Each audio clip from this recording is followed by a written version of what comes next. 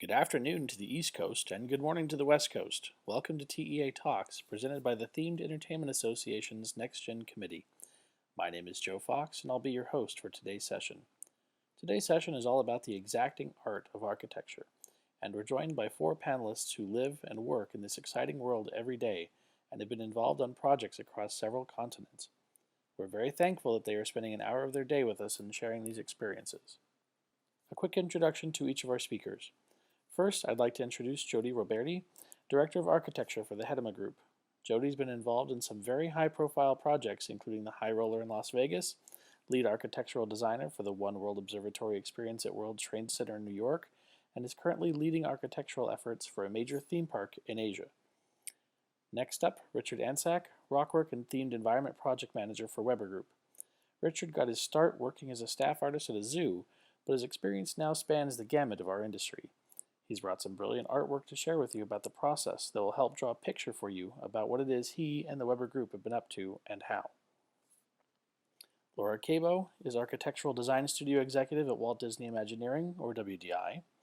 Before joining WDI, Laura was a principal architect for Gund Partnership in Cambridge, Massachusetts, focusing on executive leadership, firm management, and project design direction for more than 20 years. Finally, we have Matt Brown, partner at the Nassel Company. Matt has been involved in projects all over the world for Nassel and is responsible for sales and client relationships, which requires a deep understanding of the construction trades and architectural experience. Nassel has helped to bring many familiar projects to life, and he will share a few of those stories with us here today. Without further ado, let me turn it over to Jody and let her take us through the world of the Hedema Group. Jody? Art and architecture is about emotion and expressing the senses. I remember my first trip to Europe and my excitement.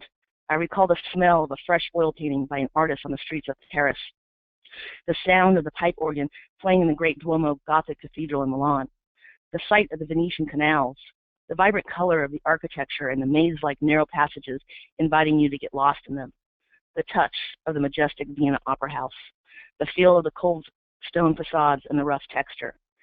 How I would embrace the history and wonder what stories the walls could share if only they could speak.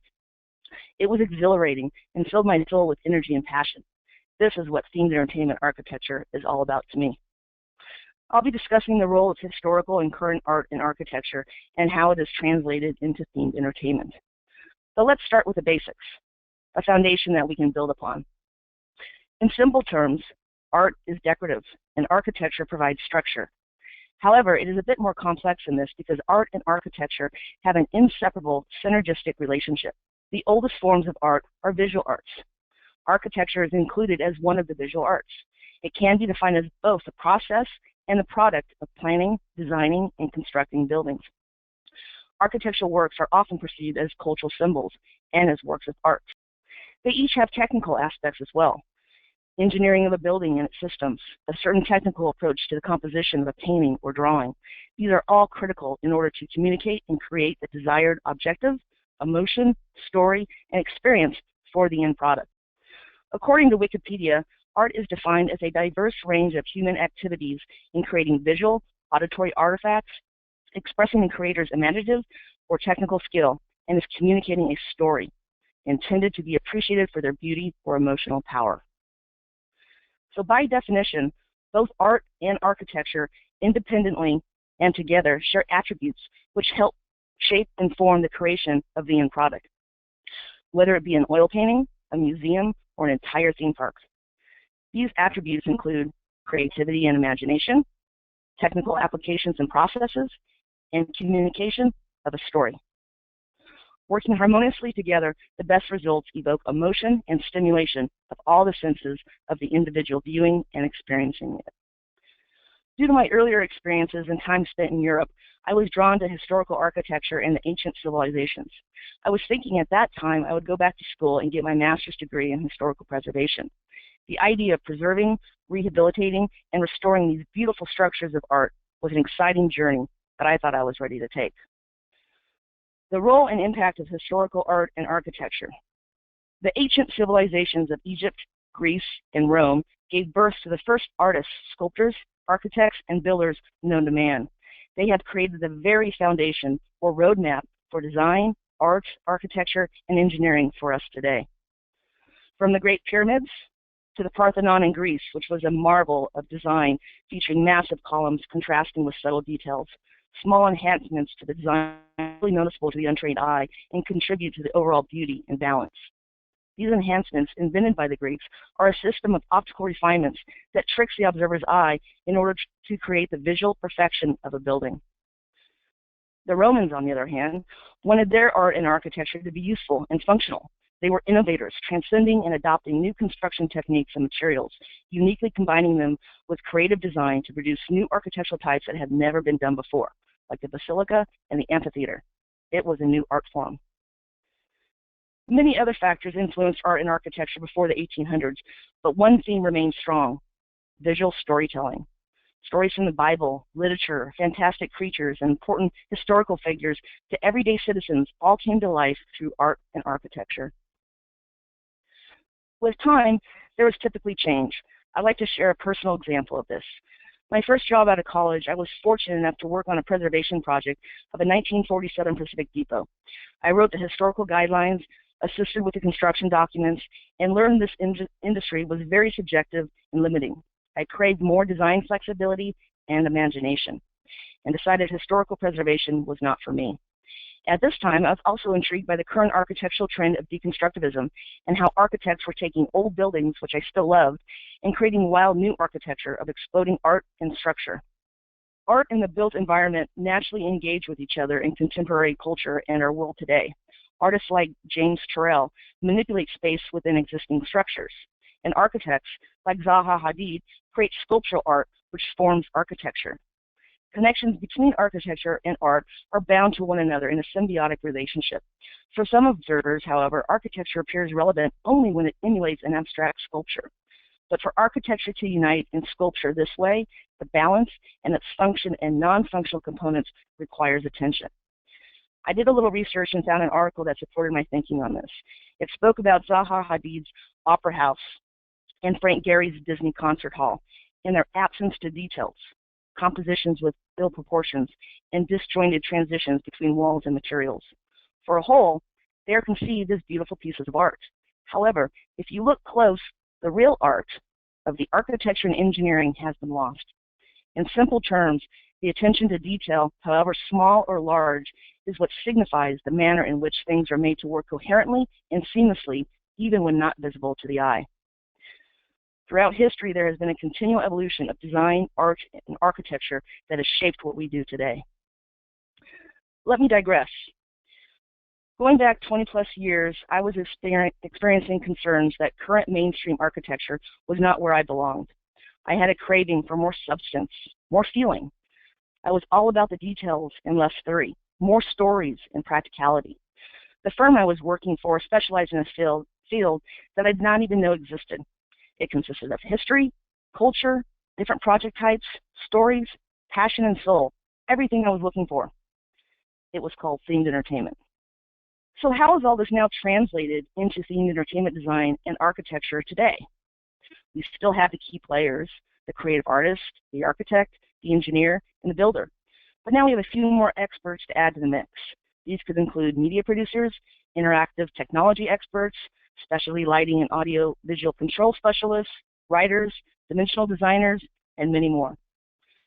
Project types also vary from theme parks, museums, cultural centers, to location-based entertainment centers, and can be located anywhere in the world, adding additional layers of complexities compared to a traditional architectural project. So what do they all have in common?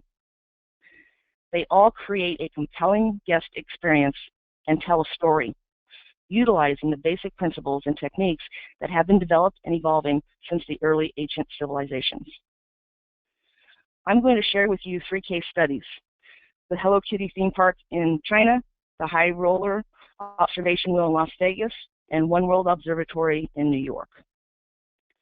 The Hello Kitty theme park consists of 30 acres in Anji, China.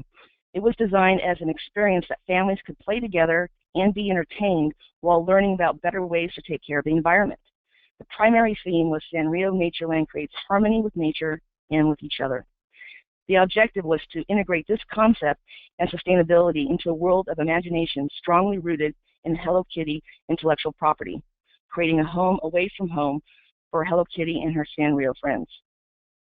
The topography of the site was as much of a challenge as it was a gift. It pushed our design team to be more innovative and became a tool to move guests around the park and craft view sheds and control when and what we wanted them to see and experience. We achieved this by utilizing some old techniques, such as forced perspective and illusory effects developed by our founding designers, architects, and engineers. The master plan was configured in 5 garden zones, reflecting nature's 5 elements: seasons of the year, and 5 senses, an environmental educational overlay theme. All the building program, architectural styling, attractions, live entertainment venues, and landscape followed suit for each zone. This is an example of the fire zone plan and all the inspiration for color, texture, lighting, and the overall feel for this particular land. Together, these concepts of heart and harmony shape the entire park to create a sensory and immersive guest experience. The High Roller. The High Roller is the world's largest observation wheel. This epic attraction is the crown jewel of the Link, an outdoor retail dining entertainment district at the center of Las Vegas Boulevard. It was conceived in collaboration with Caesars Entertainment and Arab Structural Engineering and KJA, the executive architects for the RD&E portion of the development. The goal was not only to make something that was the biggest in the world, but something that was entertaining, elegant, and truly unique. The overall program components included a 550-foot wheel with 28 cabins holding 40 guests, a load and unload platform, and a 5-story, 43,000 square foot show building. During concept phase, we looked at many different scenarios and styles. This was Vegas, mind you, where the more over-the-top a design could be, the better. For many reasons, including where in the end did the money need to be allocated to ensure the overall best product was achieved, we determined our strategy was to take a simple, modern approach to the design vocabulary. Our end objective became simple is better. I could show you pretty marketing pictures and tell you about the project and guest experience, but I'd rather share with you some of the details and challenges we had and the solutions that led us to the final design. You can go to our website later and check out all the other stuff. There were tremendous site constraints at this location. There was the monorail, which bisected our building, the Flamingo Wash, sewer and other utility lines, and setbacks and clearance for all those requirements. This particular section demonstrates the massiveness of the wheel at 550 feet tall to the 5-story tall wheel building at 73 feet, just shy of the 75 feet, which would then classify it as a high-rise and would bring on another whole slew of special codes.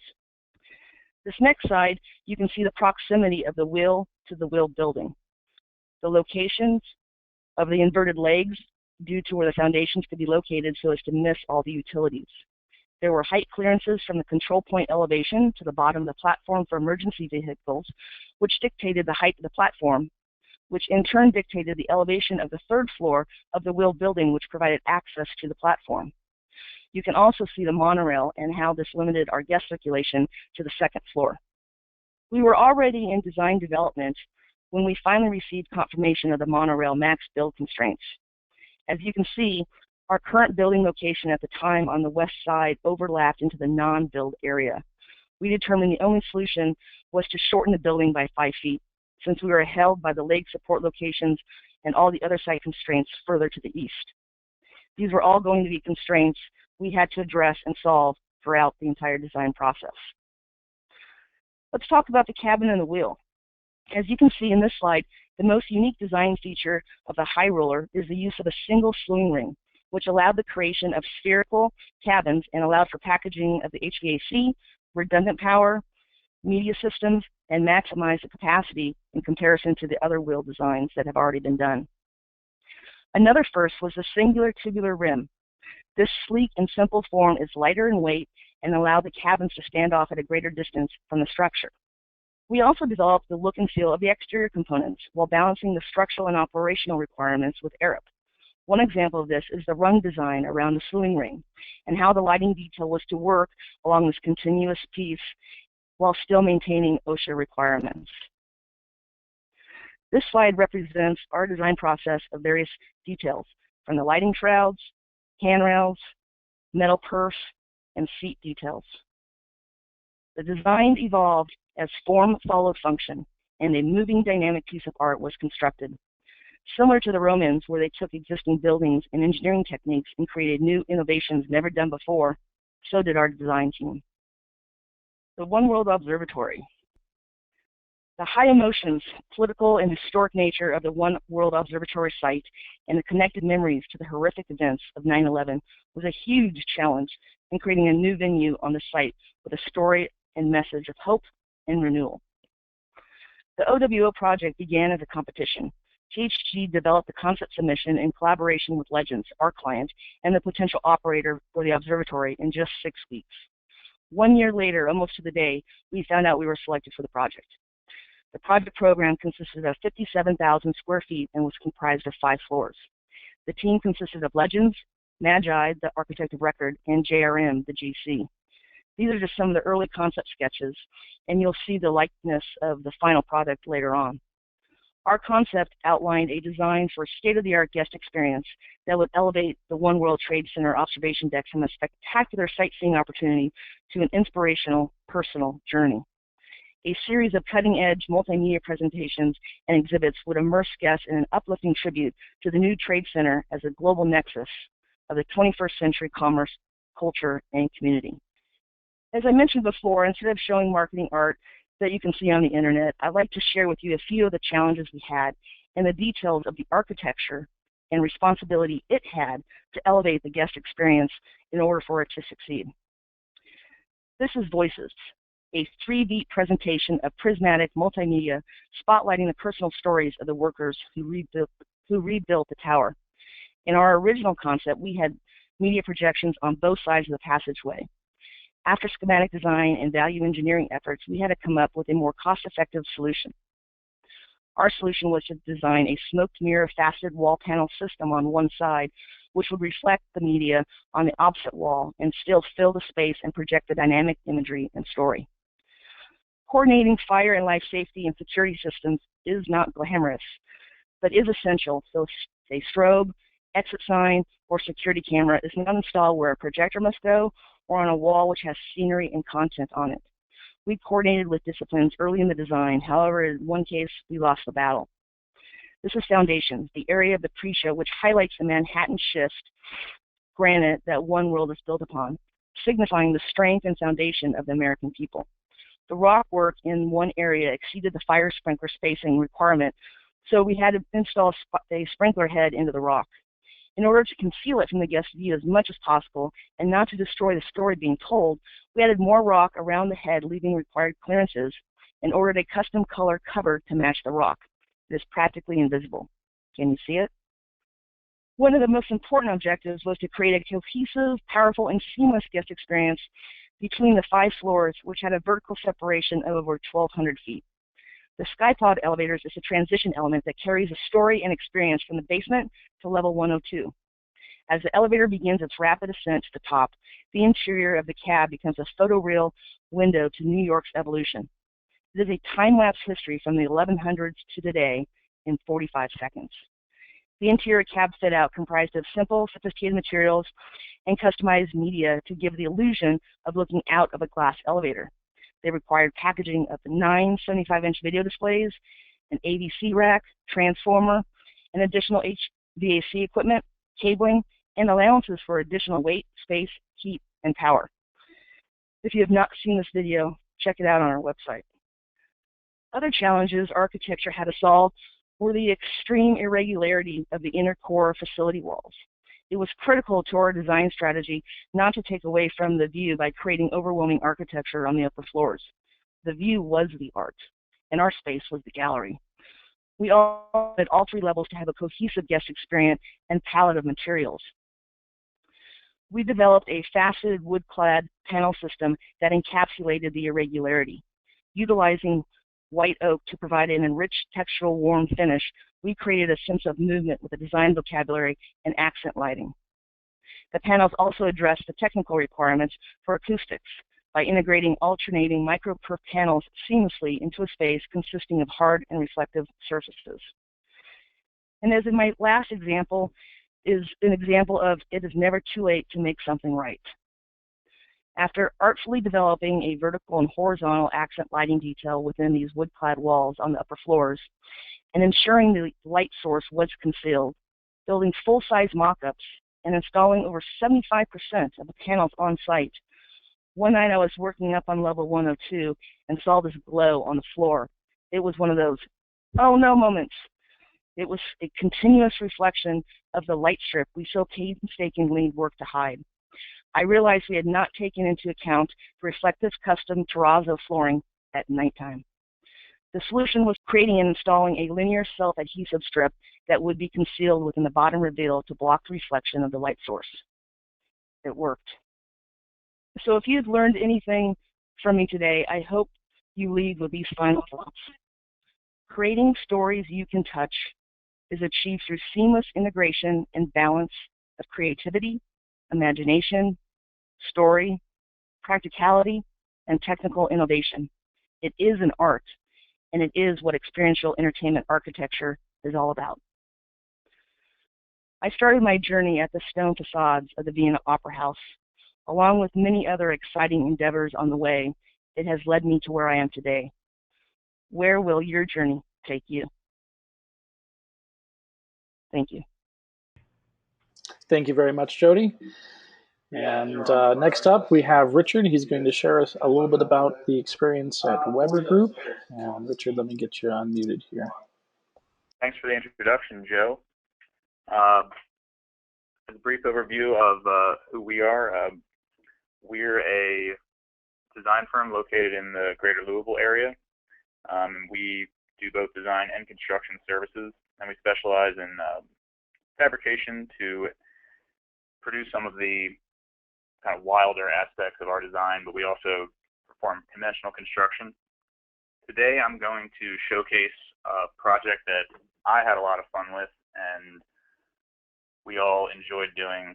We got to work with Birmingham Zoo in Birmingham, Alabama. We opened the Barbara Ingalls Shook Black Bear Trail in August, and you see right here, this is an overview of the site plan. We had a few options that we were going to basically turn a portion of the existing zoo into a new habitat for bears. So moving them from a former tiger exhibit into a wooded area where they would get to have a lot more enrichment on a daily level and be much more viewable to the public. So we chose this option A at the top, which was about an acre of land to create our story. We began our process with a design charrette. We visited the zoo and went through a series of existing structures that are on the ground, focusing on these WPA structures that were really beautiful. Some of them were kind of overgrown, but they were all built by the WPA out of local sandstone. There's some tables and picnic shelters because the zoo used to be a park itself. The zoo charged us with a mission to educate their visitors with information on how to coexist with their neighbors, the black bears. We met the bears, Sassy and Betty, who were brought to the zoo after being rescued in Montana. They had been fed pretty extensively by humans, and as they had lost their mother, they had lost the ability to forage for themselves. So they were good candidates for captivity. They were raised from cubs in captivity, but they certainly needed more space and more exposure to the people of Birmingham. So we developed a theme and a story which related to the national park style that we see a lot of the WPA architecture showing up. We modeled the main icon signage of the exhibit around national park signage. The viewing structure was modeled after the same type of picnic shelter you saw earlier, only this one had 1.5 inch thick glass on one side, but it gave the viewers an ability to see out into the exhibit, which was, as I said earlier, mostly woods. We also developed an area off of an existing building that created an opportunity for people to view into the same exhibit area but more from a human side. So we developed this wild side of the exhibit as well as a human side of the exhibit. And this area was, again, attached to an existing building that was themed out as a local grandmother's porch. It was called Granny's Porch, and it was a favorite part. It was like an annex of the children's zoo where they have the barnyard shows and goats and the usual kind of farm animals. And so this was kind of understood as a neighborhood setting. You can see here some of the props that were proposed in the original design, ways to show people how they might prepare their area better for bears and learn to coexist with their neighbors. This is a view of the holding building, which had to be pretty much as simple as possible, both to save on cost and to hide the viewing building from the viewer while they were looking out into the exhibit, so they weren't distracted by something beyond the true story of the exhibit, which was the natural landscape. Here you can see that it looks up, it is hidden up on top of the hill from the viewing structure. This view is from where you would watch the bears from the picnic shelter. The inside of the building had to be as simple as possible, but was more of an engineering feat. It had to serve as containment for a quote-unquote dangerous animal, while also serving the needs of the people. There was very little theming or any real special treatment of this space other than being very useful and durable. So in building the project, we used the same local sandstone that you would find in the original WPA structures and tried to copy that same kind of masonry to create these iconic buildings that brought people into the story of the wild viewing of the bear's natural habitat. It invited people to come in and cool off, relax for a minute, view the bears, likely at the water feature that was placed close to the class, which is a great attractor for the bears to spend time close to the people. There's fans inside that keep it cool, and interpretive content to educate people about the bears. Here's the view we saw from earlier.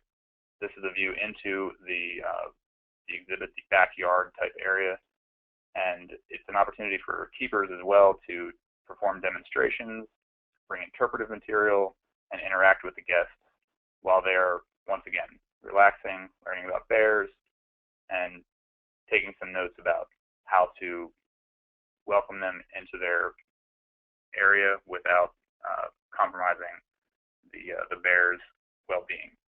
A view of the holding building.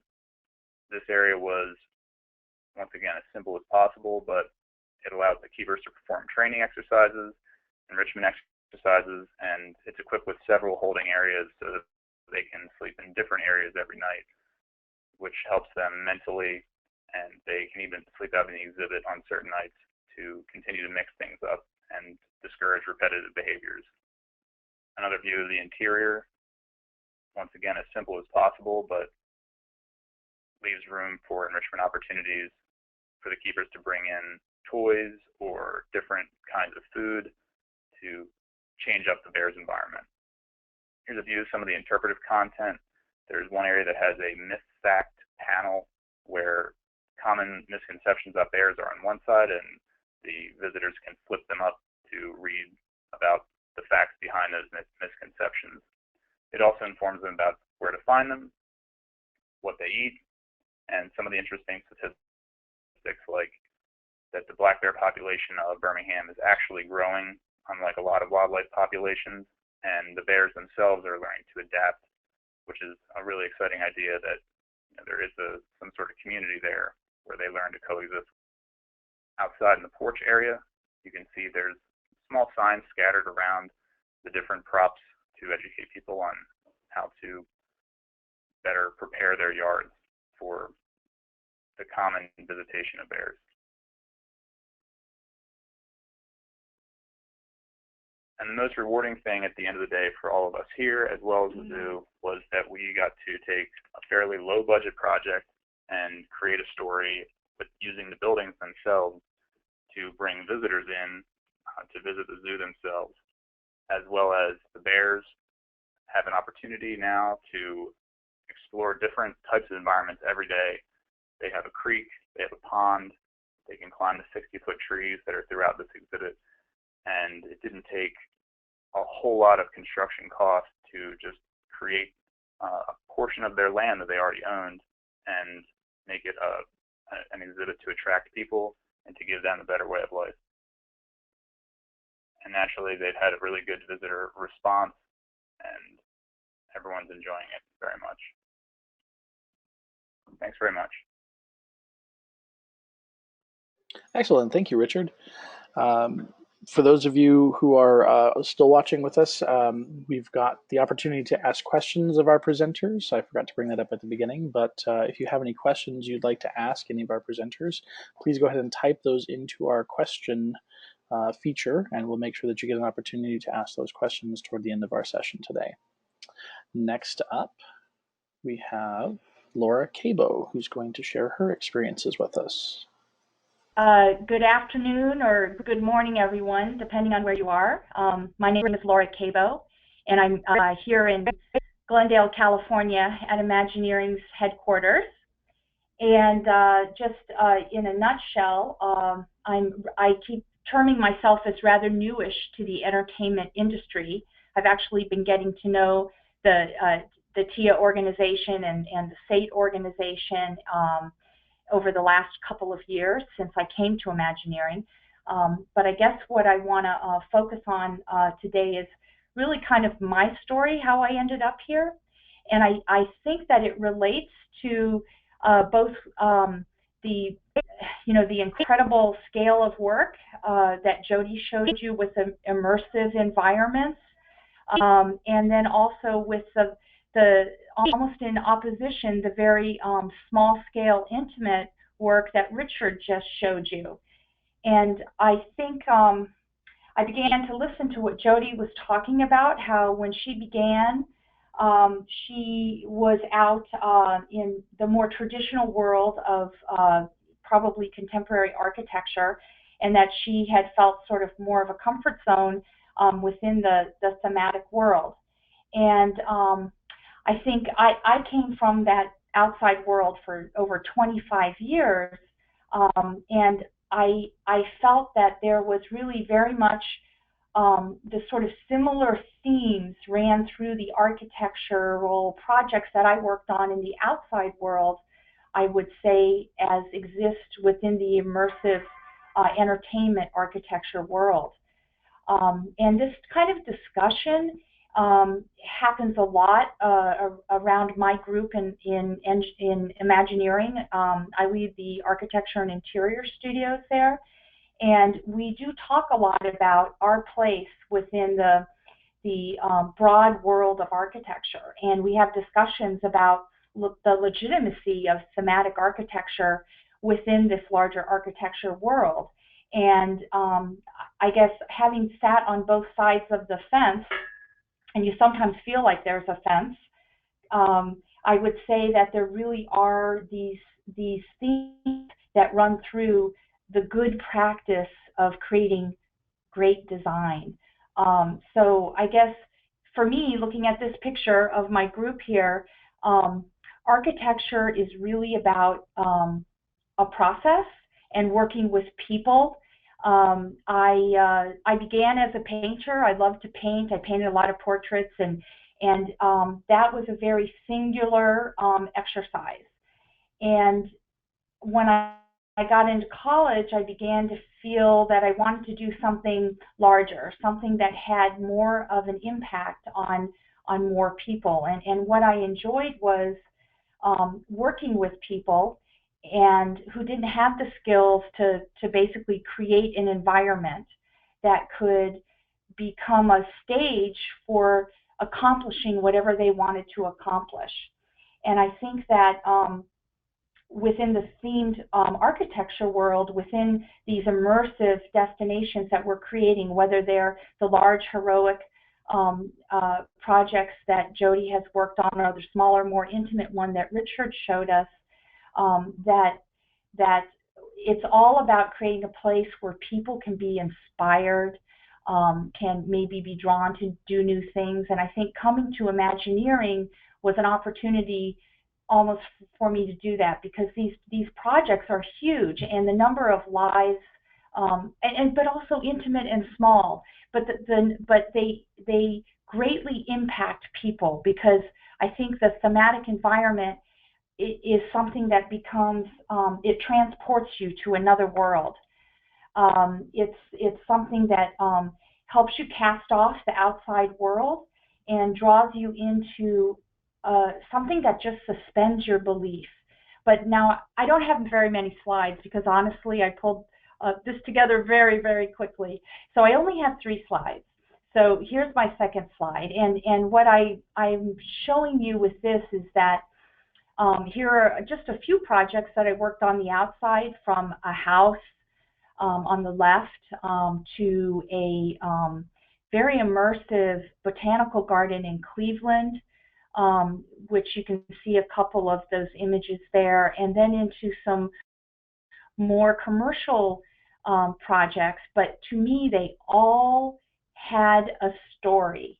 But to get to that story, it was a collaboration. It was an amazing process of working with people across all different lines of business, and finding out what it was they wanted to achieve, what was their collective story, and how can we, as designers and artists and architects, create an environment for them where they can accomplish whatever their dreams are. And so that story has always been so important to me. You can see in the house on the left, it's a house, right? But working with the couple who was very different, and they had a plot of land, and it was, how can we merge the landscape and the house, which almost became rather barn-like, but they were also art collectors, and they were also farmers. How could we begin to embody that all in one house, that story of a house that represented those things that were so important to the owner? I think on the Cleveland Botanical Garden in the middle, to me, that very much replicated, how we achieve our projects in Imagineering. We work with very many complex groups.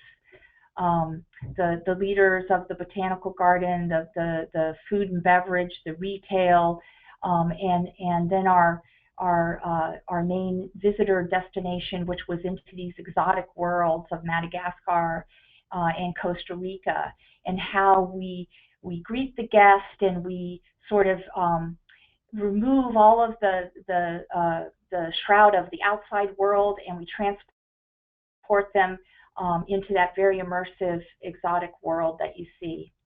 And so I began to make this sort of creep into the entertainment world through some of the slides on the right, where we began to actually do some resorts for Disney. So our small boutique design firm won a competition to do a 2,000-room resort for Disney in the 90s, and we went on to do about 9 projects.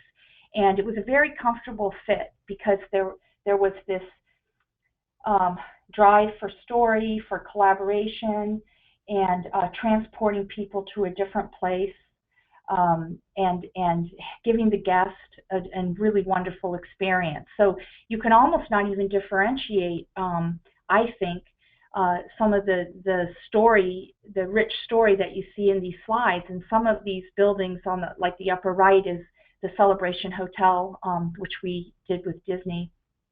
The 2 slides on the bottom right are a retail project we did for Disney. It's 1 million square feet in Paris, and again, that was telling that story. And then there was the hand rendering, which is where we learned so much for Disney about the level of detail and telling a story through the level of detail.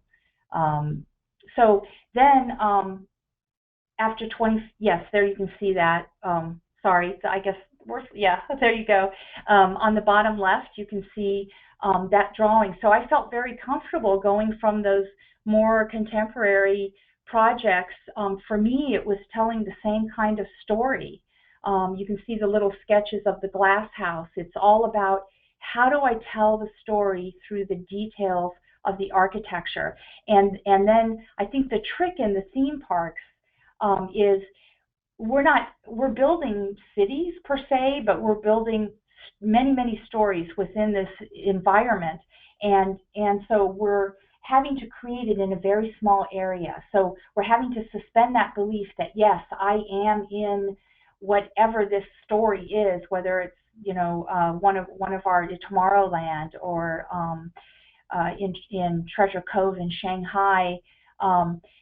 You have to do it in a different way. You have to heighten the level of detail and heighten the attention to scale and heighten that guest experience, because you're having to do it in a very small area. So it's almost like a cliff notes of that area, but I think it's very successful when it's done to the right amount of detail. And I think sometimes we get into trouble because we're over saturating the guest with too much experience. And I think it's really important to create these moments of pause and silence, and we often do that with our attention to landscape, so that you do get that amount of time to sort of rest and pause.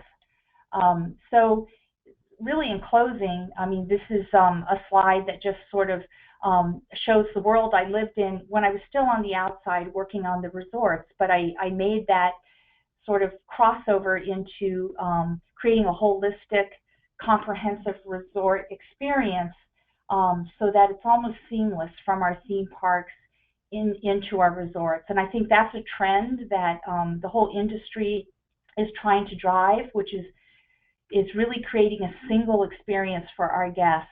And that really it's almost, hopefully it'll just become an imperceptible difference in environments, that really it's just will become a seamless experience from your hotel experience into the theme park.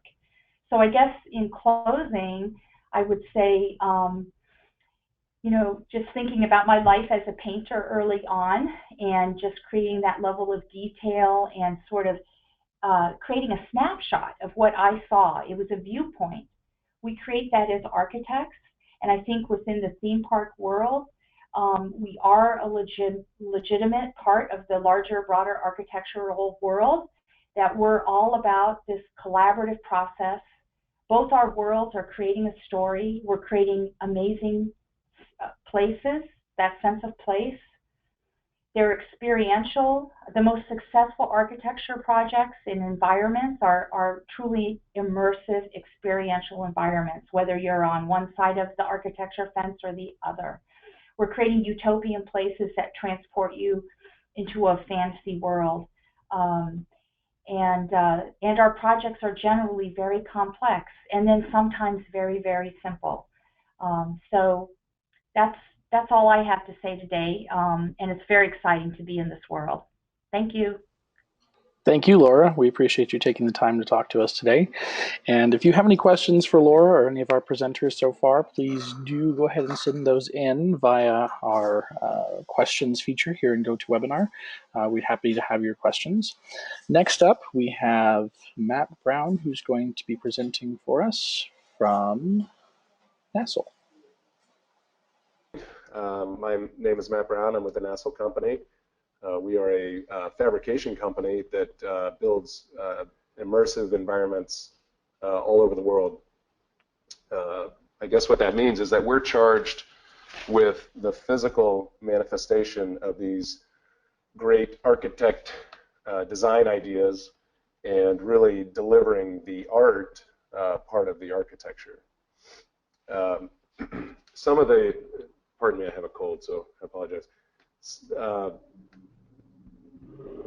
Some of the images that we put forward are related to, let's see, we're looking at now is the New World of Coca-Cola in Atlanta. And in this building, they used the mass volume of architecture to help tell the story of the brand of Coca-Cola through many different forms and just a very vast array of their iconic brand over the global use.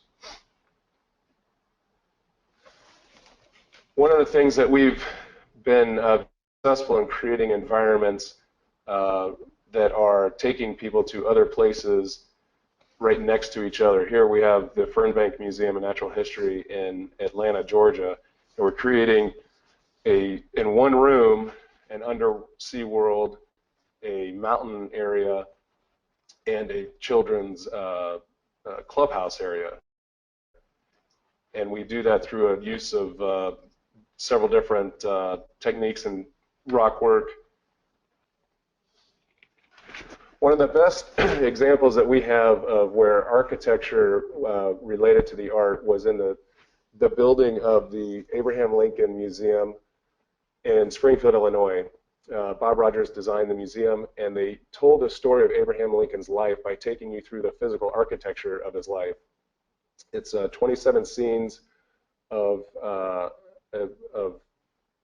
little vignettes of Lincoln's life, starting with his boyhood home. So you walk through the cabin of Lincoln's home, and then you ultimately go through his presidential life, where we built and recreated the 1860s White House inside of a building, percent scale. And as you go through the White House years of Lincoln, each room tells a different story. And then ultimately, you head into Ford's Theater with another physical recreation of the area. And I think one of my favorite stories about where architecture really does drive the story is the final scene of the Lincoln Experience is walking into the Illinois State House, and Abraham Lincoln is laying in state. And so prior to this scene, a lot of the patrons, the children, are very excited because they've just been to Ford's Theater and they're joking and laughing. And they walk into this voluminous room that is recreating the capital of Illinois. And there's somber music, the mood lighting is down, and there is a box on a catafalque in the middle of the room that is believed to be Abraham Lincoln. And instantly, everybody goes from their giddy, happy place to a very somber mood and very respectful as they walk through the rest of the exhibit. So it's really a powerful statement on how the architecture of the room changed the mood of the patrons. One of our most prominent projects where architecture really delivered on the story was in the Wizarding World of Harry Potter. This land was a game changer for Universal Studios in Florida, and it went against all of the original rules of theme park architecture. It was very tight. It was very dark, and it was made with areas that were not conceived to follow the rules of so many square feet per retail shop per person, and it actually, from a commercial aspect, was a major success for the theme park because they really went and followed the traditional rules of architecture as opposed to kind of the newly conceived rules of what people want in a theme park experience. So this was another one where going back to the guidelines and principles of architecture really delivered commercially for the theme park. And I think we're kind of out of time here, so I'm going to go ahead and end on that. Excellent, thank you, Matt. So we do have the opportunity to ask a few questions, and we appreciate. We realize we're right at the amount of time, but we do have some time for questions and answers. So if you have a question, please go ahead and send that in to us on the question feature. Our first question comes to us from Zoe. Zoe asks, how do you go about creating those architectural transitions between stories in small environments, and what kind of details are you paying particular attention to? Anybody want to take that one on first? This is Laura. I would say, looking at the framework of a larger park, like an entire park that has a collection of stories in it, sort of a traditional theme park. Traditionally, we do that with the landscape, as I mentioned earlier, that we find a way to really kind of buffer the stories one from another, and to really create that kind of time to sort of walk, and your mind is able to sort of let go of maybe the story you just saw, and then begin to sort of open up and accept the next story that you're going to be walking into. So I think those areas are really important, and sometimes they're the areas that might get, as we say, value engineered in some ways when we're working within all of the budgets, but I think they're really important in terms of creating an overall experience that's very comfortable for the guest, that's not overstimulated. We have a couple more questions. So the next question came from Taylor. Taylor is asking, in today's architecture, it feels like there's a lack of detail in some buildings. You look at historical buildings and there's frequently a lot of detail. Do you believe that's becoming less prevalent in today's buildings, and do you think there's going to be a renaissance of detailed architecture in the future with the growth of themed entertainment? Well, I can jump in. I think that a lot of the detail that is missing has come from cost. The cost of construction has been increasing, and where we were seeing it were on the public buildings, and now it seems the trend to not spend on the public architecture is kind of what we've lived through in the last 20 or 30 years. Looking at Europe, especially London, they have made a huge renaissance in creating architectural elements and icons to buildings. So the hope is that we will then follow in cities outside of New York, Washington, San Francisco, where they tend to do it already. But definitely the trend in themed architecture and theme park construction has been higher detail, more realism, relates to a better experience for the guest. Excellent. Thank you, Matt. I'm going to add to what Matt had to say there. I agree with you, Matt. I think that's it's the biggest limiting factor when we see things going simpler as far as architecture is just mostly guided by cost. And we end up on some projects like botanical gardens or zoos or museums, which are primarily funded by donors, and I think that's an opportunity where we see things going a bit more detailed, and that's kind of how things used to be in old Europe, where a lot of the art and architecture was funded by patrons, and that's definitely a place where we see a lot of where the frills come back and they find the money to make things more detailed. Excellent. Well, thank you both. We have a question from a recent graduate of architecture with a master's degree whose goal is to build a career within themed and immersive environments. He asks, would you say that experience from the outside is a necessary prerequisite for working within themed environments? I would say absolutely not. I think any experience, it doesn't hurt, but it is a very specific field with a very technical and different way of doing things. But it's definitely not necessary to work into mainstream traditional architecture in order to get into entertainment. Yeah, I would agree. I think the key would be to have a core understanding of classic architecture and the areas that we're trying to replicate and why they happen.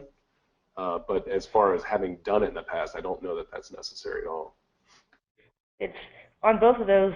It's really having a skill set and a foundation of basic, as you said, understanding of basic tools and understanding the processes and how a project works, and what is documented at each phase of design, and how you work with the client. It's really just, I feel, if you have a basic foundation, you can build upon that and grow. So extending off of that, Ian asks, you've both touched on the intersection of commercial and themed entertainment experiences. Do you see that influence going both ways? So obviously the commercial influences themed entertainment, but is it going the other direction now? Is commercial starting to invest in more immersive experiences and themes? If you were to look at like the Google campus or an Apple campus, I think that'd be a good. The answer would be yes. They're trying to make things more entertaining and more interesting for their employees, for their customers. Retail is always on the forefront of trying to come up with the next best thing that people are going to enjoy. Abercrombie putting models and scents out there is probably something working towards that as well. So I think the trend would be yes. I would agree. You could also look at like the Mayo Clinic and different health institutions and educational building types where they're really looking to make a difference in creating experience, whether it's sick children or kids in school, to create an experience that will help them identify if it's a specialty type school or if it's a children's hospital, incorporating or integrating a media experience that is just about fun and a reason and a minute to forget about why they and their families are there. There's a local hospital here in Orlando that's done exactly that. The outside of the building is this wall of color, and apparently the kids get to choose the color of their hospital room window so that the outside is basically built by the kids making those color choices. So, like you said, it gives them a sense of control, gives them a sense of fun, but it also changes the world's view from the outside that this is not just a hospital, this is something a little bit different.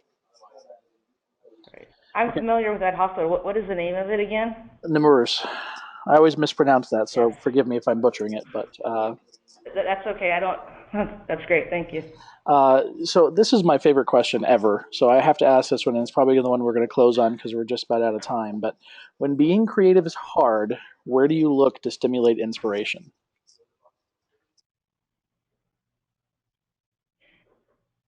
It's Can you so say that hard. one more time, Joe? So when being creative is hard, when you have a task in front of you that needs your full creative power, and it's hard, where do you look to get inspired? That's a tough question, but off the top of my head, I would have to say Mr. Phil Hedema. Answer, by the way. To other leaders, within the industry and what how they might have handled a certain situation that might be similar. I know for me, it's going in and seeing how other folks have done it and seeing how the theme park world has solved this problem before. One of my favorite things when I was in school was, when you go to Google Scholar, the text on the page says "standing on the shoulders of giants," and the reality is that's how you be successful. You don't try to reinvent the wheel every time. You take what's been done before, iterate it, increment it, improve it, but you have to learn from what's come before in order to be successful. Absolutely, and I would say that goes back to the ancient civilizations and the Romans and the Greeks. What the roadmap that they laid out for us. How Walt Disney came up with the proportions of Main Street. I mean, it was done before.